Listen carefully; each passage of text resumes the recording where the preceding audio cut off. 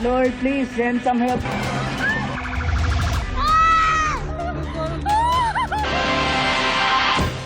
Magandang gabi po, Luzon, Visayas at Mindanao. Umakyat pa sa 72 ang nasawi sa magnitude 6.9 na lindol sa Cebu. Oras ang hinahabol ng mga rescuer sa paghuhukay sa mga natabunan ng guho. Tuloy rin ang pagtitiis ng mga nakaligtas. Bukod sa 2,000 aftershocks, iniinda rin nila ang mga pag-ulan. Ang ilan sa kanila, ibinalot na sa plastic ang sarili para hindi po mabasa o kaya naman ay natutulog na lamang sa kulungan ng mga baboy. Nakatutok si Ivan Mayrina. Mula sa Himpapawid, kita ang tindi ng pinsalang idinulot ng 6.9 magnitude quake sa lungsod ng Bugo na malapit sa epicentro ng lindol. Sa videong ito, kita ang rescue team na abala sa pagkuha sa katawan ng isang biktima.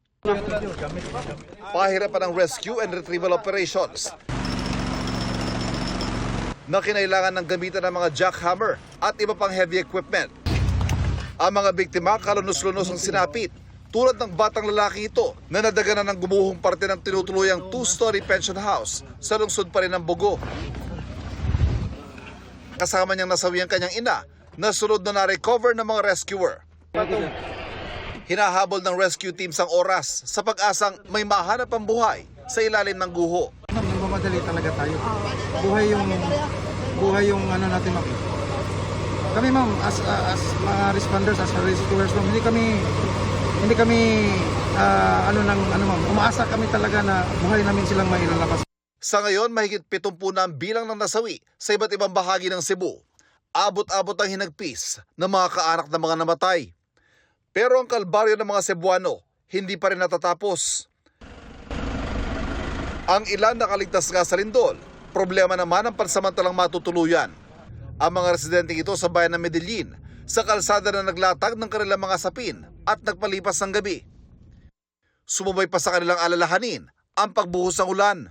At dahil hindi pa masilungan ang kanilang mga tahanan, ang ilan ibinalot ang kanilang sarili sa plastic bilang proteksyon. Kaduha namang bakwit dere sa baboy. Sa bayan ng San Remigio ang pamilyang ito sa kulungan ng baboy na piling matulog. Ang ilan namang mga taga-Bugo sa plaza pansamantalang nanunuluyan, bit-bit ang kanilang mga pangamba sa mga posible pang pagyanig. Hadlok, sir. Grabe ko tusog. Wa pa ka mauli eh.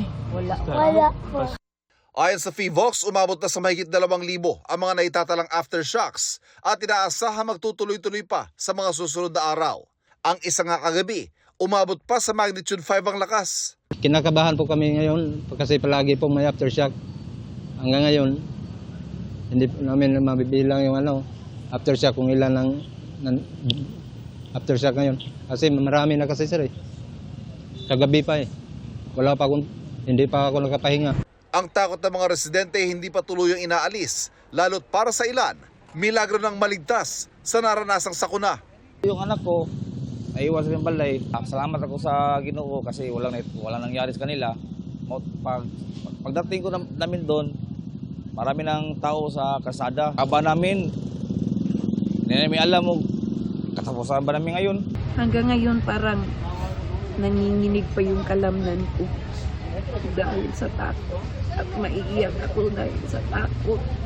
Sa gitna ng takot at pangamba, mga Cebuano patuloy na kinakapitan ang kanilang malalim na pananampalataya at pag-asa.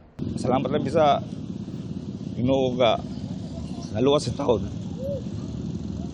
Salamat kay Lord. Ang hirap pala. Pero okay lang, nandyan naman siya.